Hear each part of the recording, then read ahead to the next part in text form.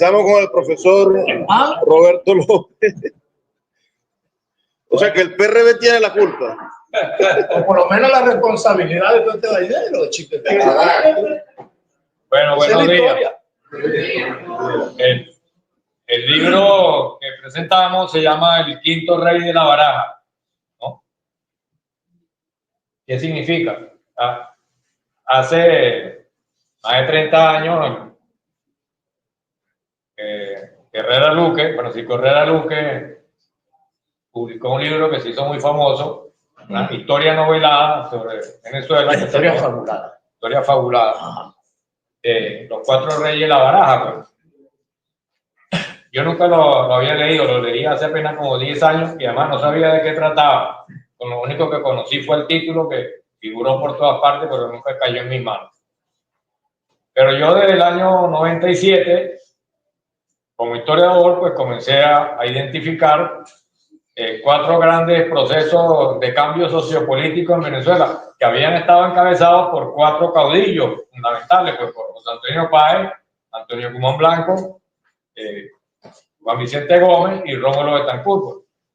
Y de ya en el 2001, cuando ya Chávez tiene unos tiempos en el poder, ubico pues que estamos en presencia de un quinto proceso de cambio sociopolítico que efectivamente ha durado hasta ahorita, ¿no?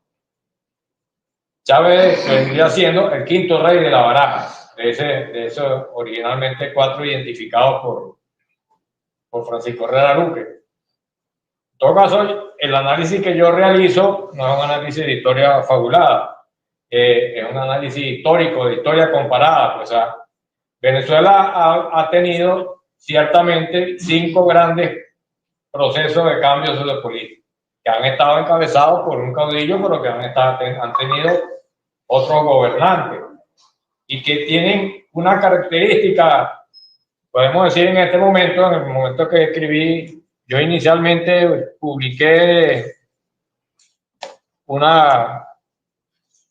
texto que se llama El protagonismo popular en la historia de Venezuela, que salió en 2001 mimeografiado en la propia universidad. Después en 2008 este folletico me lo sacó Carlos Barbosa. Después sacamos y finalmente Amílcar Figueroa me publicó en 2015 la tercera edición de ese folleto. Ubico que el presidente, que el periodo de Chávez viene siendo un quinto periodo de cambio sociopolítico que, repito, tiene una característica, que tiene un proceso inicial de transformaciones y termina en su contrario, ¿no? Y para hacerlo corto no puedo ir a todo, pero por ejemplo, en el caso de Juan Vicente Gómez, que todo está considerado como dictador. Sin embargo, Juan Vicente Gómez tuvo un papel antiimperialista muy destacado, ¿no? Y nacionalista, porque Juan Vicente Gómez, que participa en el levantamiento armado de 1899 de Cipriano Castro, era compadre de Cipriano Castro, venía siendo el ministro de Defensa de Cipriano Castro, ¿no? Ministro de Guerra y Marina, en realidad se llamaba, no ministro de Defensa. Y Cipriano Castro expropia, aparte de meterse con los banqueros y obligarlos a prestarle dinero a los banqueros de Caracas, expropia algunas compañías extranjeras como la New York Bermúdez Company, que explotaba asfalto en el oriente de Venezuela, o la compañía del cable francés. Y esas compañías, pues esas multinacionales afectadas por las expropiaciones de Cipriano Castro, que además Cipriano Castro se negó a pagar la deuda externa también y nos invadieron, ¿no? Me hicieron un bloqueo Alemania, Inglaterra e Italia, ¿no? Que ocuparon el puerto de La Guaira, el puerto de Puerto Cabello, hundieron todos los barcos venezolanos, de la Marina de Guerra venezolana, los poquitos que había. Bueno, esas multinacionales organizaron una guerra civil, organizaron una cosa que llamaron Revolución Libertadora, que no era ni revolución ni era libertadora, pero se pusieron ese nombre rimbombante, pagada por las multinacionales, un ejército mercenario, pagado desde el extranjero, Y el que lo derrotó fue el ministro de Guerra y Marina, Juan Vicente Gómez. O sea, el que fue en ese momento, derrotó al imperialismo en Venezuela a plomo limpio, fue Juan Vicente Gómez. ¿No? 1902, 1903. 5 años después, Juan Vicente Gómez se abraza con el imperialismo y derroca a su compadre Cipriano Castro, ¿no? Y gobierna 27 años abrazado con los Estados Unidos, ¿no? Entonces, pasa de una posición antiimperialista a exactamente lo contrario. Y el mismo caso, por ejemplo, de Rómulo Betancourt, pues no puedo ir por todo porque se hace muy largo la conversación. Rómulo Betancourt, cuando derrocan a Rómulo Gallego. Rómulo Gallego en realidad fue el primer presidente electo democráticamente en Venezuela. Incluso esa constitución del 47, promovida entre otros por Rómulo Betancourt, le dio el derecho a voto a las mujeres y a los analfabetos que no tenían derecho a voto, y estableció un mecanismo de votación directa, porque el que existía con López Contreras y con Medina era una votación en tercer grado, ¿no? Yo sé que en Cuba son como de octavo grado, bueno, pero a Medina lo derrocaron porque la votación para elegir presidente era de tercer grado. O sea, la gente elegía concejales, los concejales elegían a los senadores y diputados, los senadores y diputados eran los que elegían al presidente.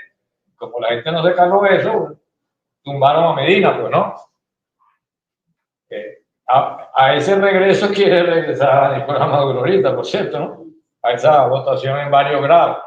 Bueno, pero en todo caso, es electo con la constitución muy democrática del 47, de la constituyente del 47, presidida por Andrés Eloy Blanco. Se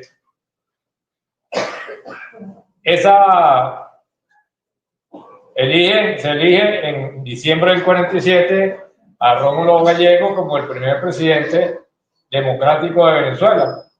Y Rómulo Gallego asume más o menos en febrero, y en noviembre, el 24 de noviembre del 48, es derrocado. No llegó a cumplir, creo que 10 meses en el poder.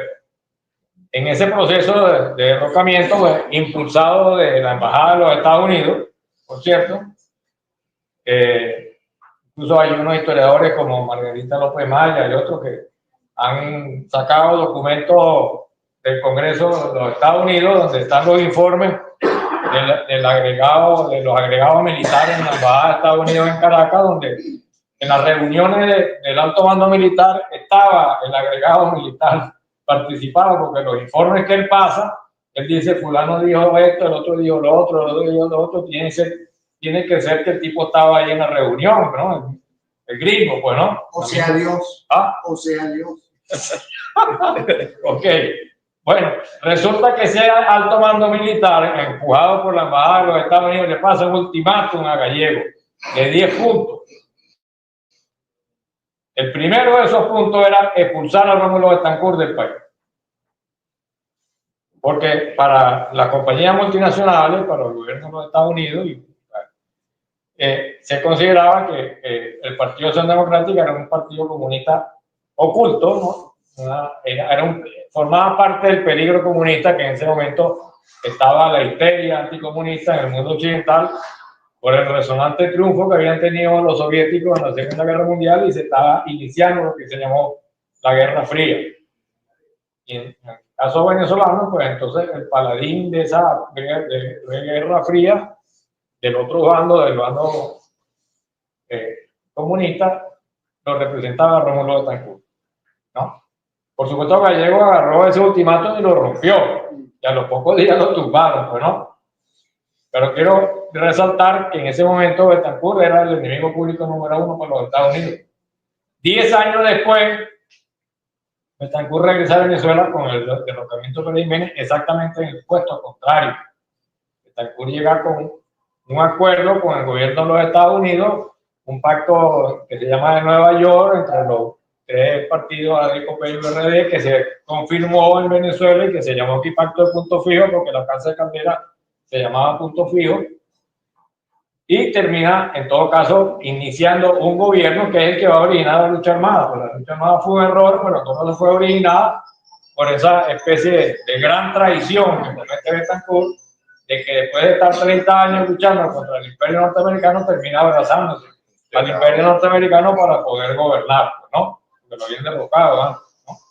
Entonces, el caso actual ocurre lo mismo, pues estamos viviendo un proceso donde desde las consignas anti-radicales, anti-imperialistas, etcétera, hemos involucionado a lo contrario, pues. En el caso sobre todo del gobierno de Maduro, con la diferencia de que, digamos, de los 5 grandes procesos históricos, lo que le ha tocado vivir a Chávez y a Maduro, o sea, el 5º proceso histórico, existe una contraparte capitalista en el oriente, en lo que se llamaría el Oriente del Mundo, en la otra parte del mundo, que no existía antes, bueno. O sea, el capital de los chinos, sobre todo, ayudaron a mantener a Chávez. Chávez no tuvo la necesidad de abrazarse con los americanos en la medida en que declinó su discurso revolucionario y evolucionó hacia un discurso más bien conservador y nacional. Y de una u otra manera todavía eso lo mantiene Maduro, pero básicamente son 5 grandes procesos históricos que no significa, incluso que los 4 anteriores duraron aproximadamente 40 años, algunos duraron menos de 40 años y otros, el de los andinos, duró un poquito más. Pero de los andinos en el poder, pues el caso de Castro, Gómez, López Contreras y Medina. Pero eso no significa que este proceso vaya a durar 40 años, ni significa que Venezuela está inmersa en un ciclo permanente, ¿no? Pues simplemente que como historiadores hemos detectado que hemos tenido esos 5 ciclos y estamos viviendo el 5º, ¿no? 5 ciclos que, repito, que comienzan con una gran revolución, que por cierto los 4 anteriores llegaron todos por la vía de las armas. En el caso de Páez, porque la independencia fue por la vía de las armas. En el caso de Guzmán Blanco, que llegó por la vía de la guerra federal. En el caso de Gómez, porque Castro y Gómez llegaron por la vía de las armas. En el caso de Betancourt, porque llegaron por la vía de las armas derrocando a Medina y después llegaron por la vía de las armas derrocando a Pérez Jiménez. Y el único que llegó por la vía pacífica fue Chávez, que había intentado por la vía de las armas, había fracasado y llegó por la vía pacífica. Pero en todo caso son una serie de reiteraciones que se producen, y otro elemento es que los procesos de cambio han sido importantes, para ir terminando, han sido significativos y poco notados en la historia. Uno es el de la religión. Cuando Chávez, si no todos recordamos cuando Chávez se juramentó sobre la moribunda, pues no, sobre la Constitución se juramentó Chávez, ¿no? Ayer se juramentó el señor allá de los gringos sobre la Biblia, ¿no? Pero yo he resaltado siempre que incluso Kirchner, Evo Morales se juramentaron sobre la Biblia en sus respectivos países. Nosotros tenemos más de un siglo donde los presidentes se juramentan sobre la Constitución, pues somos un Estado laico, y ese Estado laico lo constituyó Antonio Guzmán Blanco en la década de 1870, o sea, prácticamente casi 150 años, ¿no? Incluso Venezuela existe el divorcio gracias a ese Estado laico desde 1904. En Chile no había divorcio todavía a comienzos de este siglo, y en Colombia apenas hubo divorcio cuando se aprobó la última constitución en 1991. Entonces, nosotros tenemos una característica de Estado laico separado del poder religioso que nos diferencia prácticamente de todo el continente latinoamericano, pues, ¿no? Y lo hizo la revolución federal, en todo caso, encabezada por Zamora, por Falcón, por Guzmán Blanco, etc. Y eso no lo enseñan los profesores de historia en el colegio, ni en la universidad tampoco, pues. De hecho, en estos días alguien reclamaba en un chat que la juramentación de Maduro era ilegal porque se había juramentado sobre la vida. Digo, ¿usted no sabe en qué país vive? Y le dije yo a la señora, porque Venezuela no nos juramentamos sobre la vida de hace más de un siglo, pues tiene una visión, por ejemplo. Y otro detallito ya para terminar. de los estudiantes. Chávez decía con mucho orgullo que había cuadruplicado la cantidad de estudiantes universitarios, ¿no? Creo que había más o menos 600.000. En el 99 ya ha llegado a más de 2 millones, algo así. Bueno, la democracia de Betancourt, en el 58 había aproximadamente 10.000 estudiantes universitarios en Venezuela. En el 80, 81 había 330.000 estudiantes. 300.000 estudiantes. Se había multiplicado por 33 el número de estudiantes universitarios en los primeros 20 años de la democracia representativa, digamos, ¿no? Y multiplicar por 4 no es lo mismo que multiplicar por 33, ¿no? O sea, que realmente en los procesos, bueno, y otras cosas, esa misma constitución del 47, que fue derrocada con Gallegos, introdujo por primera vez derechos laborales de los trabajadores, 4 derechos fundamentales: derecho a construir sindicatos, el derecho a que los sindicalistas no sean votados, el derecho a huelga y el derecho a contrato colectivo. Dentro de la Constitución, que no es una norma occidental, los países occidentales no meten derechos de los trabajadores en la Constitución, ninguno.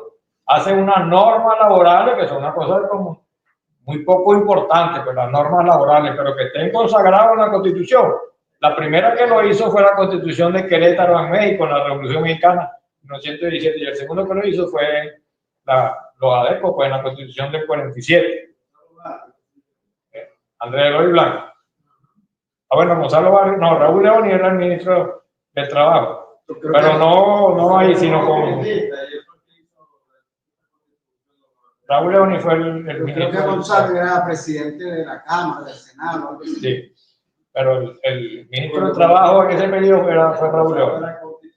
Bueno, en todo caso, todos esos procesos de cambio han tenido aspectos importantes. O sea, el periodo de Chávez o el chavismo no es un rayo en cielo despejado ni es un caso excepcional. Es la reiteración de un proceso histórico que se ha dado en Venezuela ya por quinta vez se produjo. Y en conclusión, en base a lo que ha ocurrido después del 28 de julio, nosotros podemos decir que ese proceso chavista está totalmente agotado y prácticamente está en vías de colapso. Puede durar un tiempo más, uno no sabe cuánto tiempo, pero ya como discurso, como proceso, como programa de cambio, ha terminado en su involución completa y se está asemejando a todos los procesos anteriores, porque de hecho la dictadura de Gómez fue una dictadura salvaje donde asesinó, metió preso, expulsó, torturó a todo el que se lo puso. Así fue la poeta. Y para terminar, mi gran agradecimiento a Luis Peroso Cervantes y a la editorial Sultana del Lago por permitir publicar el libro. Gracias.